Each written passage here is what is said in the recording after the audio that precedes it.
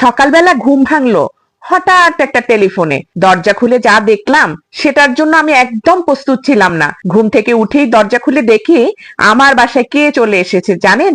আপনাদের সবার প্রিয় নাটোরের শাকিলা সাথী বোন, যার সাবলীল কথা আর সরলতা সবাইকে মুগ্ধ করে। আর সে শুধু একজন কন্টেন্ট ক্রিয়েটর না, সে একজন বড় সেলিব্রিটি, কিন্তু আমার কাছে সে খুব কাছের মানুষ। ওর হাজবেন্ড নজরুল, ও তো আমার ছেলের মতো।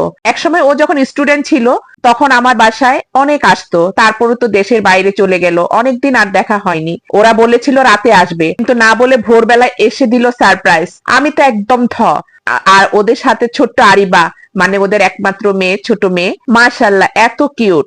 আমাকে দেখে কোলে উঠে গেল, মনে হলো অনেক দিনের চেনা। ওর মিষ্টি হাসিটা আমার মনটা কেড়ে নিল।